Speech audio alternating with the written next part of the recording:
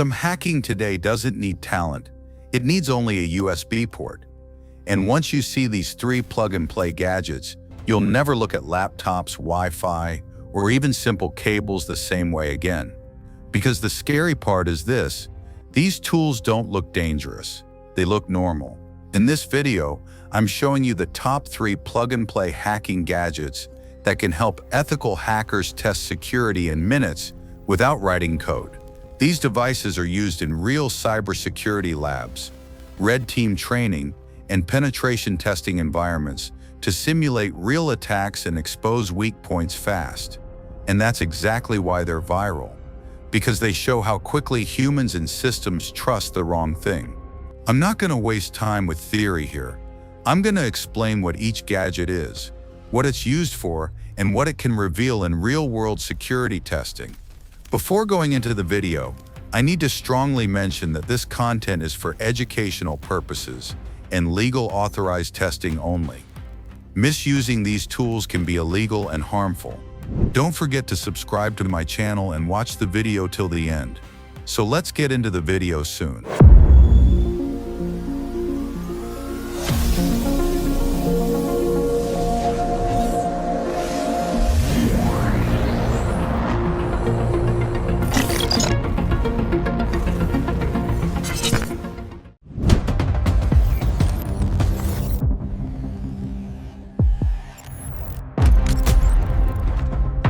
Before we touch the first gadget, you need to understand one scary truth. The biggest danger is not the device, it's what your computer believes the device is.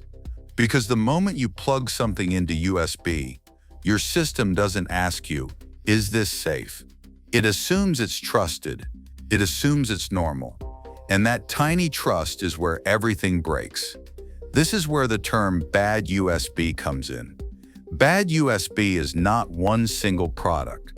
It's the idea that a USB device can pretend to be something else. It can look harmless, but behave like a keyboard, a network adapter, or a tool that your computer automatically accepts. And once it becomes trusted, it can trigger actions faster than your brain can even process what's happening. That's why these attacks feel like magic. There's no hacking screen. There's no warning message, it's silent, and it's fast. Now here's the part nobody wants to admit. Most real victims don't lose security because they are stupid. They lose security because they are normal. They plug in what looks normal, they borrow a cable, they connect to Wi-Fi without thinking. And in the next chapter, I'm going to show you the first plug-and-play gadget that turns this bad USB concept into a real weapon for security testing.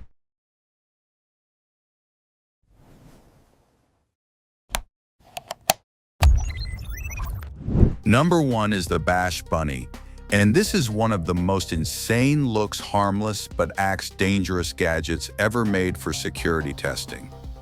To a normal person, it's just a small USB device, but the moment you plug it into a computer, it can transform its identity and behave like different trusted devices at once. That is the key idea that makes it terrifying in real life. Computers treat keyboards, network adapters, and storage devices differently, and the Bash Bunny can imitate those behaviors depending on the testing mode.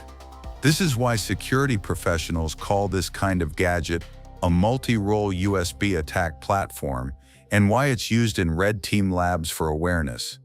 What is it used for?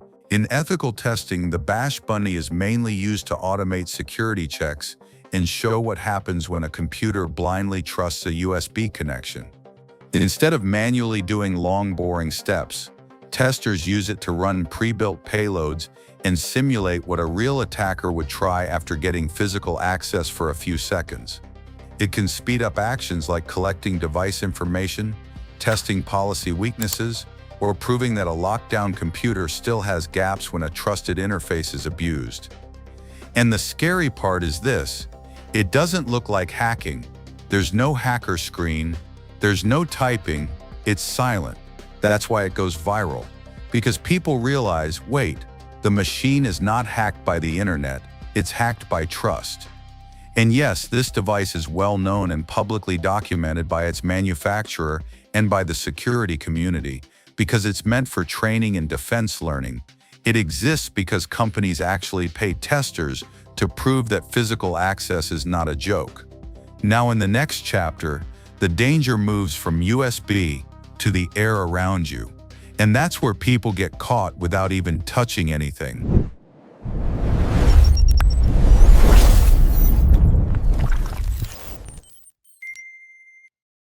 Number 2 is the Wi-Fi pineapple.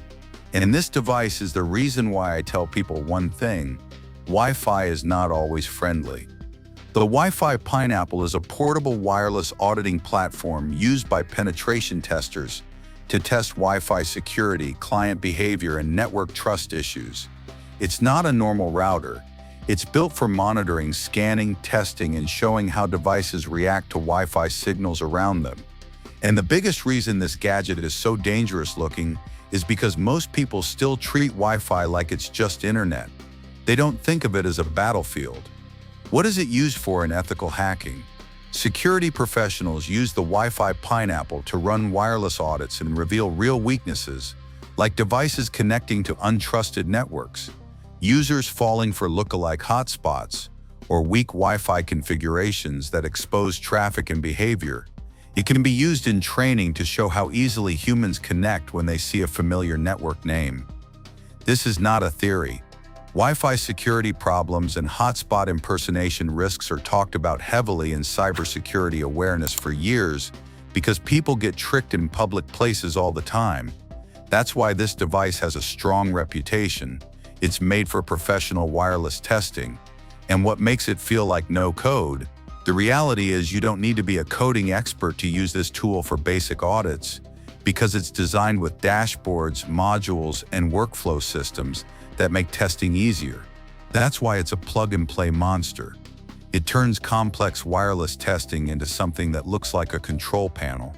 And when viewers see that, they get addicted because they realize something scary: my phone connects before my brain thinks.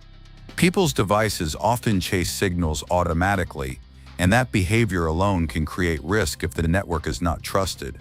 A fake Wi-Fi can win faster than a password guess, because in many real cases, the victim connects willingly. And now the next tool is the final level because it doesn't even look like a tool. It looks like something everyone borrows without thinking.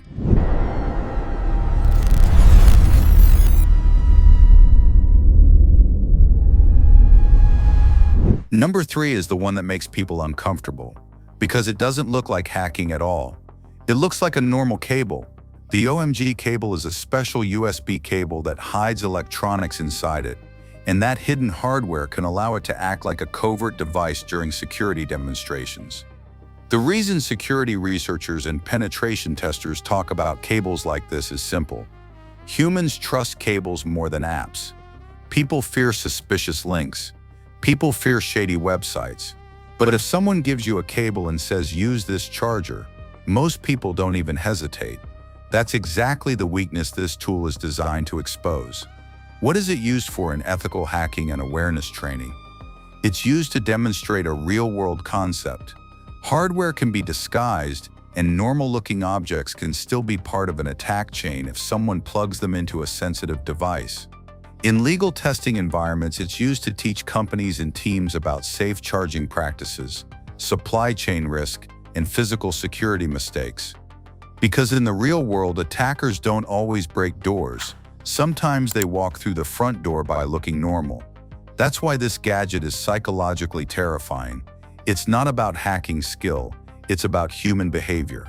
The OG cable became famous because it represents a new category of threat: everyday objects upgraded into silent tools. Some versions of these devices can be managed using controlled interfaces and dashboards. So again, the user doesn't need to write code to understand the power. If you don't control the cable, you don't control the device. People use random charging cables in cars, hotels, offices, and even from friends. The next hacking wave won't look like malware. It will look like a normal accessory, because that's the truth.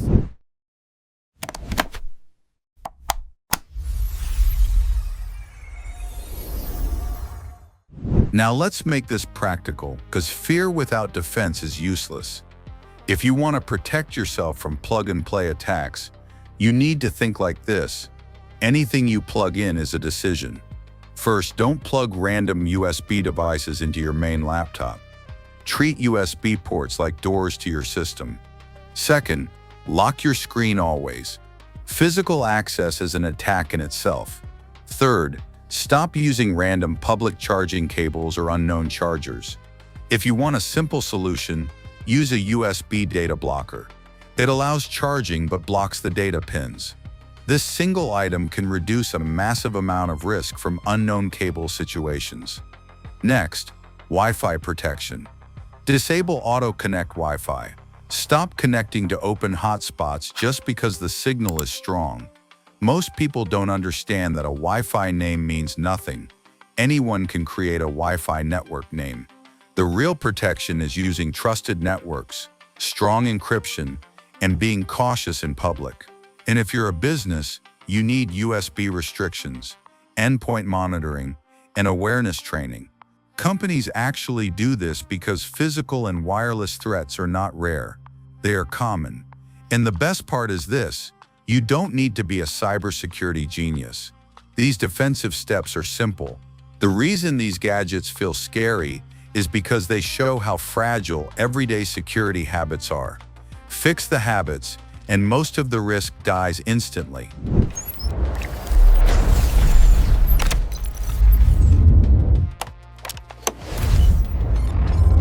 So that's the reality. The modern threat is not always some genius hacker typing fast in a dark room. Sometimes it's literally one small gadget plugged in at the right moment. Bash Bunny shows how USB trust can be abused. Wi-Fi Pineapple shows how wireless trust can be manipulated. And OMG Cable shows how normal objects can become suspicious when you stop thinking like a normal user. If you want a part 2, I'll do the next video on the most common mistakes that make these gadgets succeed and the best real-world defenses security teams use to detect these attacks fast. Comment part 2 if you want that. Don't forget to subscribe my channel and stay tuned for more videos like this. We will meet again soon. Goodbye for now.